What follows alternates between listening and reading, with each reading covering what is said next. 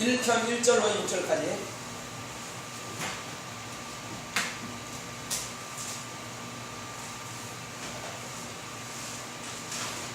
시편 1편 1절로 6절까지.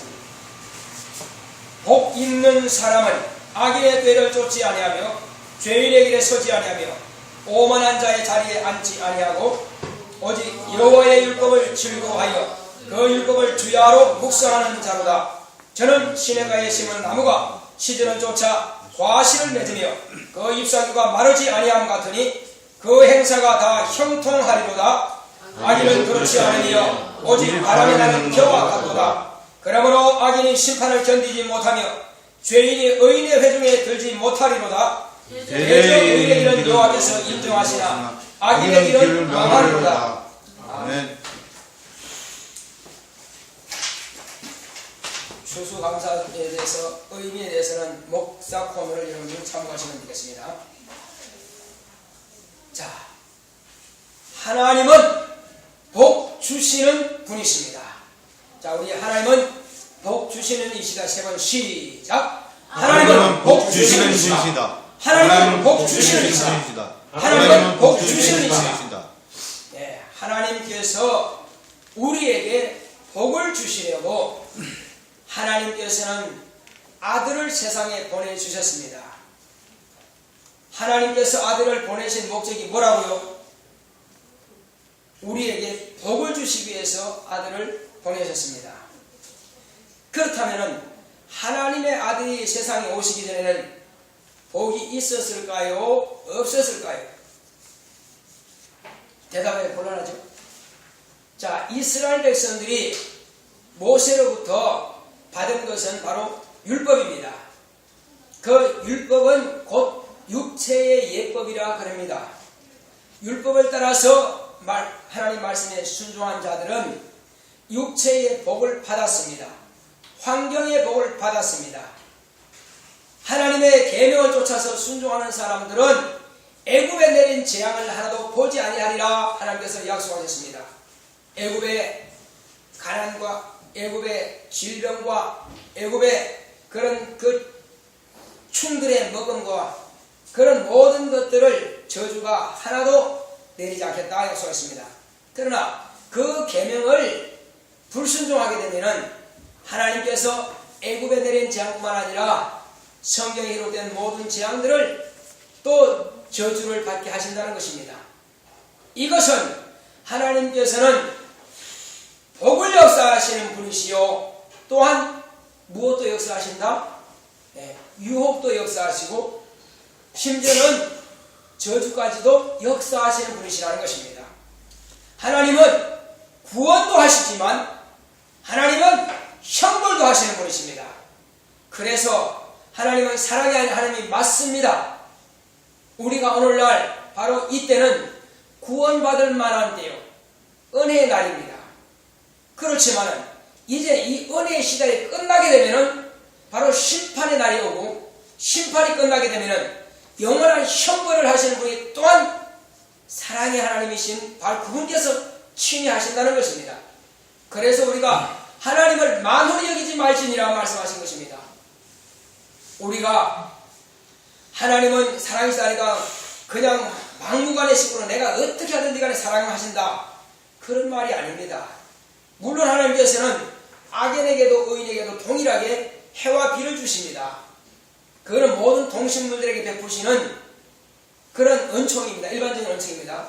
그러나 우리는 영적 존재이므로 우리 육체를 이 땅에서 벗고 흙으로 돌아가고 난 이후에 우리에게 남겨진 것은 영혼인데, 이 영혼은 심판을 통과하고 그리고 마지막에 이제 두 갈림길에서, 심판의 길에서 천국으로 갈기로 결정된 사람은 천국으로 들어가지만, 그리고 거기 들어가지 못하는 사람은 어디로 갈까요? 원치 않지만 험악한 길로 갈 수밖에 없을 것입니다. 그래서 지금은 바로 우리가 자신 스스로가 자신 스스로의 의지에 따라서 결정하고 결단하는 기회가 되는 것입니다. 이제 하나님 앞에서 우리가 그렇다면 어떤 자세를 취해야만 될 것입니다. 복 있는 사람은 하나님 앞에서 곧 충만한 자요, 하나님 앞에 인정받는 자가 바로 어떤 사람이라고요? 복 있는 사람인 것입니다. 복 있는 사람은 하나님 앞에 충만하다니까 무엇인지 모르겠죠. 은혜가 충만하고 하나님의 말씀으로 충만하고 성령으로 충만하고 순종으로 충만하고 하나님의 뜻을 따르고자 하는 하나님의 기쁨으로 충만한 자입니다. 이 사람은 곧 하나님께서 베푸시는 바로 이 영적으로 인정받는 사람인 것입니다. 하나님께서 아들이 이 땅에 오시기 전에 하나님께서는 과연 인정하신 사람이 있습니다. 다윗이라고 하는 사람이 바로 오늘 여러분들이 저와 함께 읽은 바로 시편 기자입니다. 시편은 다윗이 쓴 것뿐만 아니라 또 여러 사람들이 아삽의 시라든지 또 솔로몬의 시라든지 있습니다. 그 중에서 특히 다윗이 쓴 글이 많습니다. 그러니까 이 시편 기자는 무엇을 말합니까? 과연 하나님께서는 우리에게 복을 주시는 분이라고 하는 것을 알고 있습니다. 자신이 하나님으로부터 어떻게 복을 받은 것을 안다는 것입니다. 그러면 구약에서 말하는 복의 개념과 신약에서 말하는 복의 개념은 무엇이 다를까요? 하나님께서 아들을 보내주신 것은 복 주시려고 보내셨다고 했는데, 그러면 구약에는 무슨 복입니까? 아까도 말씀드렸지만 구약은 사람이 육체의 예고이기 때문에 육체가 받는 복을 말씀하시는 것이요, 그리고 하나님의 아들이 오셔서는 이제 육체의 복은 당연히 영혼이 복을 가지고 있다면 그 선물로 그냥 받게 되는 것이요, 그래서 예수님께서 오심을 인하여서 예수님은 우리에게 영생의 복을 가지고 오신 것입니다. 다윗이 아무리 하나님께서 다윗은 내 마음에 합한 자라 하셨을지라도 그때에 다윗이 영원히 구원받은 것은 아니라는 사실입니다. 다윗이 언제 구원받았습니까? 정확하게 시점을 말하면 예수님께서 피 흘려 죽으시고 부활하셔야 비로소 다윗이 구원받는 것입니다. 그 전까지는 구원에 대한 그런 증거만 가지고 있습니다. 무슨 증거입니까? 짐승의 피를 흘리고 짐승의 피를 통해서 장차 메시아가 와서 이와 같이 피를 흘릴 것이라는 그 증거만 가지고 다윗은 죽은 것입니다. 아직 죄의 문제를, 영적인 문제를 해결받지 못한 것입니다. 그렇다 할지라도 그 당시에 다윗은 살아있을 동안에 하나님께서 다윗은 내 마음에 합한 자라 하셨으니 얼마나 다윗이 하나님을 사모했는 것을 우리가 알게 되는 것입니다. 여기 시편을 기록하는 것도 볼 때 복 있는 사람이 어떤 사람인가? 악인의 길을 쫓지 않는다는 것입니다. 그러므로 자기가 악인의 길을 쫓지 않는 것이 복 있다고 하는 것을 그는 압니다. 그렇지만 다윗의 평생에 악인의 길을 안 쫓았을까요? 우리는 그렇지 않다고 말할 수 있습니다. 다윗은 이 시편을 그렇게 기록하고 있지만 다윗 역시 연약한 육체를 가진 사람인지라 그가 악인의 길을 쫓은 적이 있습니다. 그러나 그는 회개하여서 선자가 다윗을 책망할 때에 나단 선자의 책망을 듣고 이 눈물이 침상을 띄울 정도로 그렇게 폭포수같이 쏟아지는 눈물로서 하나님 앞에 회개하고 통회하고 자복한 것입니다. 그래서 다윗은 회개하는 왕으로서 유명한 것입니다. 선자 가운데서 눈물의 선자는 에레미야를 할지라도 이 왕 중에서 회개를 잘하는 사람은 바로 다윗 왕입니다. 그러므로 제가 범죄했을지라도 하나님으로부터 또한 사유함을 받죠. 자, 사함 받는다고 해서 그 보응이 끝났을까요? 다윗의 죄가 비록 사함을 받았다 할지라도 그가 행한 것에 대해서는 역시 또한 보응을 받은 것입니다. 아들로부터 쫓겨남을 받고 궁전에서 쫓겨나기도 하고요, 밝은 대낮에 궁녀들이 강간을 당하기도 하고, 이처럼 엄청난 그런 것을 백주 대낮에 이런 것을 하나님께서는 다윗 앞에 다 보여주신 것입니다. 이것은 뭘 말하냐면 죄를 지었다고 하면서 반드시 그에게 보응이 따라간다는 것입니다. 우리는 그러나 하나님의 아들이 오심으로써 우리의 죄를 다 도말하신 것입니다. 그것은 아담이 구한 그 죄를, 우리 조상 아담이 구한 죄를 예수님께서 마지막 아담으로서 죄를 다 도말하셨습니다. 자, 이제 그런데 주님께서는 제자들을 발을 씻기시면서 하실 말씀이 있습니다. 뭐라고 하셨습니까? 이제 발을 씻길 때에 베드로가 뭐라고 했습니까? 주여 내 발을 절대로 씻기지 못하시리다. 그런데 주님께서 베드로에게 내가 네 발을 씻기지 않으면 너와 나는 상관이 없느니라 이렇게 말씀하신 겁니다. 무슨 뜻일까요? 아니 발에 때 좀 안 씻겠다고 해서 상관이 없다. 그것은 일반적으로 생각할 때에 세족식이라든지 모든 사람들이 생각하는 그런 의미의 말씀이 아닌 것입니다. 어떤 선생님이 제자의 발을 씻기지 못하고 해서 그게 죄가 사지입니까? 그건 아닙니다. 그냥 하나의 형식일 뿐이죠. 그러나 예수님께서 내가 네 발을 씻기지 않으면 너는 나와 상관없다고 하신 것은, 자, 그때 베드로가 또 한 말이 있습니다. 주여 그렇다면은 나는 머리와 온몸까지 다 씻겨주옵소서 했습니다. 그때 주님께서 다시 하실 말씀은 너는 이미 목욕을 하였으니 다 깨끗하다. 그러나 너희는 깨끗하나 다는 아니라고 또 말씀하십니다.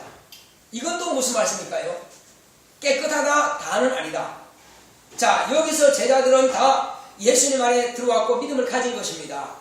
믿음을 가짐으로써 그들은 죄를 사함받았습니다. 무슨 말입니까? 예수님께서 십자가에 못 박혀 죽어서 그들의 죄를 대속하실 것을 미리 소급해서 그들에게 적용시킨 겁니다. 그렇지만 아직 그들은 확실하게 죄의 결말을 본 것은 물론 아닙니다. 완전하게 끝난 것은 아닙니다. 그러나 예수님께서 소자야 내 재산 받았느니라, 이 친자가 죽이리라 걸어가라, 여자야 내 재산 받았느니라 하신 것은 다 예수님께서 그들을 위해서 피로 죽을 것을 미리 소급해서 말씀하신 거예요. 그러나 만약에 그들의 죄를 위해서 죽지 않았다면 그건 끝난 겁니다. 그러나 저와 여러분들 아시다시피 예수님은 아담의 죄를 위해서 우리 모두의 죄를 위해서 다 십자가를 박혀 죽으신 것은 사실입니다. 그러므로 주님이 입으로 약속하신 말씀이 이루어진 것입니다. 할렐루야. 그분이 살아계실 때에 베드로에게나 여인에게나 또 침상에 누워있는 그 중풍병자에게나 말씀하신 그 모든 약속의 말씀은 당신이 친히 예언으로 말씀하셨고 죽으심을 통해서 그 예언이 성취된 것입니다. 이와 같이 이제 주님께서 당하신 그 고난을 인하여서 모든 사람은 다 죄사함 받습니다. 베드로에게 말씀하신 것은 이제 너는 이미 다 깨끗함 받았다. 예수를 믿음으로 깨끗함 받은 것입니다. 그런데 왜 수족을 시켜주시느냐는 것입니다. 이것은 사람들이 목욕을 하고 밖에 나갔을지라도 또 먼지를 묻습니다. 그리고 만진 것에 때가 묻습니다. 집에 들어오면 다시 수족을 씻는 것입니다. 그와 같은 것입니다. 예수 안에 들어와서 우리 아담적부터 내려오는 모든 원죄는 사함받았다 할지라도 우리가 세상에 사는 날 동안에 세상은 뭐가 관영하다고요? 예, 세상은 죄가 관영한 것입니다. 아무리 거룩한 하나님의 자녀를 할지라도 세상과 함께 있는 이상 이 죄를 초월할 수가 없다는 것입니다. 그래서 생각으로 죄가 들어오고 입으로 죄를 말하게 되고 행위로 죄를 범하게 되고, 이것은 바로 마음을 품은 것은 본죄요 마음을 품은 것은 행동을 나타내는 것은 자문죄라는 것입니다. 이 죄는 수족을 씻는 것처럼 내가 날마다 입으로 예수 이름으로 회개를 하고 죄를 자백하는 것입니다. 그러므로 죄를 깨끗하게 씻어 주시겠다는 주님의 약속입니다. 그런데 베드로가 만약에 주여 내 발 씻기지 못하시리다, 만약에 발을 안 씻겨준다는 것은 베드로 자신이 결국 무슨 말이냐면은 나는 날마다 죄를 범하는 것을 내가 인정하지 않고 내가 죄를 회개하지 않겠나이다, 그 말 같은 것이거든요. 자, 그러나 이제 예수님께서 수고를 시켜줬다고 하는 것은 날마다 그가 회개하고 죄를 자백할 때에 예수님께서 그 피로써 날마다 지는 죄도 씻어주시겠다는 것입니다. 그러나 너희가 다 깨끗하라, 그러나 다는 아니라고 말씀하는 것이 무슨 뜻일까요? 12명의 제자가 있을지라도 그 중에 한 명은 깨끗한 마음을 못했다는 것입니다. 무슨 말이냐면 그가 가르쳐도 하는데 그 사람은 예수를 믿지 않은 것입니다. 마음으로요. 그러나 한마디로 직장을 구한 것밖에 안 된다는 것입니다. 예수를 믿음으로 그가 재정을 담당함으로써 돈계에는 돈을 훔쳐가기도 하고 이렇게 뭔가 하면 돈벌이하기 위해서 주님을 만난 것이지 영생 얻기 위해서 주님을 구주로 인정하신 사실은 없다는 것입니다. 그러므로 저는 도적이라, 저는 사단이라 이렇게 주님께서 말씀하신 겁니다. 그래서 그건 너희가 깨끗하나 다는 아니라고 말씀하신 것은 그 한 명을 두고 예외로 치신 것입니다. 그래서 차라리 너는 이 아이들을 하라 했을 때에 다른 제자들 같으면 전도하러 갔을 텐데 그는 예수를 팔아먹으러 간 것입니다. 이와 같이 그가 무슨 마음을 품는다고 하는 것을 행동으로 나타내을 통해서 정당하게 드러나는 것입니다. 이제 우리가 이와 같이 하나님 앞에 충만할 때는 하나님으로부터 그 영적인 인정을 받을 때에 비로소 하나님 앞에 우리는 복 있는 사람이라고 인정을 받는다는 것입니다. 우리가 하나님 앞에 어떻게 인정받느냐? 그것은 내 자세가 하나님 앞에 어떤 모습으로 서 있느냐는 것입니다. 물론 예배 시간에 졸아도 안 되고, 물론 예배 시간에 다리 꼬고 앉아도 안 되고, 예배 시간에 잠자듯이 다리 쭉 꼬고 앉아도 안 되겠죠. 그러나 그런 자세를 제가 지금 말씀드린 것이 아닙니다. 그건 기본이 당연한 것이고, 어른들 앞에서도 강사들 앞에서도 대통령 앞에서도 자세는 정자세 하는 것처럼 말이에요. 그건 마땅히 하는 것이지만은, 그러나 제가 그 말씀 드리고자 하는 것이 아니라 우리가 하나님 앞에서 이제 예배드린 자세도 그렇게 마음부터가 중요하고 봉사하는 자세도 마찬가지입니다. 내가 싫은데 내게 맡겨주는 걸 억지로 한다. 이거는 자세가 벌써 봉사하는 자세가 아닙니다. 또 직분을 맡았을 때도 나는 이 직분 싫은데 맡기시니까 그냥 끌려가듯이 한다. 그 역시 직분자로서의 자세가 아닌 것입니다. 자, 이 세상에서 영적인 직분 가운데서 가장 중요한 직분은 바로 그리스도의 직분입니다. 예수님께서 온 인류의 직분자가 어떤 모습으로 직분을 받느냐 하는 모델인 것입니다. 그는 자기의 의지가 있고 자기 뜻이 있다 할지라도 자기 뜻대로 직분을 감당하는 것이 아니라 누구 뜻대로 직분을 감당했어요? 그래, 아버지의 뜻대로 직분을 감당하실 겁니다. 직분자는 바로 그렇게 한다는 것입니다. 내가 원하는 마음이다 할지라도 일단 교회에서 하나님께서 직분을 맡겨줬으면 내 생각은 딱 내려놓고 하나님께서 교회에서 맡기신 그 직분대로 순종하는 것이 바로 직분자의 자세라는 것입니다. 이와 같이 직분이든 봉사든 또 다른 이제 헌물을 드릴 때 마찬가지입니다. 헌물을 드릴 때도 구약 성경에 이런 말씀입니다. 그 말라기서에 하나님께 떡을 드리는 제사장들이 이제 그 식은 떡을 가지고 온 것도 아니고 말라 비틀어진 떡을 가지고 온 것도 아닙니다. 금방 따끈따끈하게 쪄서 깨끗한 떡으로 하나님께 드리는데 하나님께서는 그 떡을 받으실 때에 어떤 모습을 받으셨느냐? 저들이 내게 더러운 떡을 드린다 이렇게 받으신 겁니다. 그러면 실제로는 따끈따끈하게 지금 갓 쪄낸 떡을 드리는데 왜 하나님께서 받으실 때는 더러운 떡으로 받으셨습니까? 하나님 앞에 제사를 드리는 그 제사장들의 그 마음이 우리가 참 범패스럽다. 하나님이 살아계시느냐? 무엇 때문에 우리가 하나님께 그 제사를 드리고 떡을 드려야 되지? 이러한 생각을 가지고 하나님께 드리기 때문에 그것은 벌써 생각의 결과가 더러운 떡을 드리는 결과가 되고 말 것입니다. 아무리 지금 깨끗한 그 쌀로서 아니면 밀로서 이렇게 떡을 만들었다 할지라도 그 생각이 하나님 것이 합당치 못하면 더러운 제물을 드린 바가 되는 것입니다. 이것은 그 당시만 이루어진 것이 아니에요. 우리 조상 아담의 자손이 두 아들이 있는데 그 두 아들 중에서 한 아들은 장남은 하나님께 제사를 드릴 때에 여러 해 동안 이렇게 농사를 지었지만은 나중에 후에 한참 후에 자기가 받은 그 열매 그러니까 곡식을 가지고 하나님께 제사를 드렸고 아벨은 그 첫 새끼를 가지고 하나님께 예배를 드렸습니다. 그런데 한 사람은 믿음으로 드렸고 한 사람은 그렇지 않다는 것이 성경에 드러나고 있고 결과로서 말씀하고 있는 것입니다. 자, 믿음으로 드린 아벨은 하나님께서 그 제사를 흠양하셨고 또 믿음으로 드리지 않은 그런 모르겠어요. 시기로 드렸는지 경제로 드렸는지 모르겠지만 믿음으로 드리지 않은 가인의 제사를 하나님께서 받지 않으신 겁니다. 그리고 받지 않으시니까는 자기 스스로가 하나님 앞에 참으로 믿음으로 드리지 않은 것에 대해서는 스스로가 한탄하지 못하고 동생 아벨의 제사를 받은 그 동생에 대해서는 시기하고 미운 마음이 싹이 터뜨라는 것입니다. 그래서 하나님에 대한 원망과 동생에 대한 시기가 아주 그냥 부글부글 끓고 있습니다. 그래서 기회를 틈타서 내가 저 동생만 없으면 하나님께서 나를 복 주실 텐데, 내가 사랑받을 텐데, 이런 엉뚱한 생각을 가지고 있는 것입니다.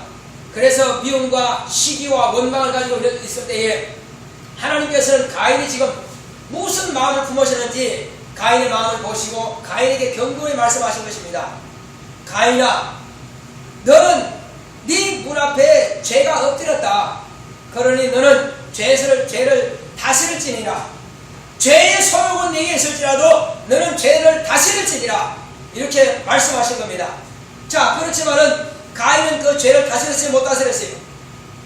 가인은 죄를 다스리지 못한 것입니다. 하나님 말씀은 듣지만은 귀로 귀 밖으로 흘러나갔습니다. 그리고 자기 마음은 지금 이 안에서 뭘 하고 있습니까? 어떻게든지 기회를 가야겠다. 어떻게든지 내가 살인을 저지르고 말아야겠다. 그 마음만이 가득 차 있는 것입니다. 그 마음을 누가 내신 겁니까? 네. 사단은 가인에게 아벨을 죽고자 하는 그 마음을 갖다가 조금도 잃어버리지 않도록 계속 주입시켜 줍니다. 그 사랑이가 등등한 그 마음을 가지고 있을 때에 드러나가서 결국은 동생 아벨을 쳐 죽이고 만 것입니다. 그래서 아벨은 죽었지만은 땅에 그 쏟아진 그 피가 하나님 앞에 직고하는 것입니다. 하나님, 억울하게 죽었습니다. 이렇게 그 피가 하나님께 직고를 할 때에 하나님께서는 아벨의 피를 보시고 가인을 부르신 것입니다. 가인아, 네 동생 아벨이 어디 있느냐? 가인은 아무도 모르게, 아무도 본 사람이 없는데 들에 나가서 동생을 쳐주고 땅에 묻어버렸습니다. 그렇지만 누가 봤다고요? 하나님이 보시고 의인의 피가 하나님 앞에 소리 지르더라는 것입니다. 심지어는 인간이 하나님의 이름을 찬송하지 못하면 돌들이 소리 질러서 하나님의 이름을 찬송한다는 것입니다. 그러므로 피는 쏟아졌을지라도 아벨의 피는 의인의 피인지라 하나님께 호소하는 것입니다. 그 핏소리를 하나님께서 들으시고 가인을 지금 물으시는 것입니다. 그때 가인은 뭐라고 그랬어요? 하나님, 내가 내 동생을 지키는 자입니까? 이렇게 또 아주 그냥 하나님에 대해서 벌멘 소리를 또 하는 것입니다. 그때 하나님께서 네 동생 아벨의 핏소리가 내게 호소하느니라 어떻게 된 것이냐? 이렇게 하나님께서 물으시자 이제야 깨달아지는 것입니다. 아하, 내가 내 동생 아벨을 쳐죽여 땅에 묻었구나. 정신없이 마귀가 시키는 대로, 죄가 조종하는 대로, 죄가 그 마음을 갖다가 이끌어가는 대로 따라가다가 한마디로 죄한테 자기가 살이 잡힌 것입니다. 그러니까 나중에 깨닫고 보니까 내가 동생 아벨을 죽였다 이겁니다. 그때에 이제 생각하죠. 나를 만나는 자가 나를 죽이겠나이다.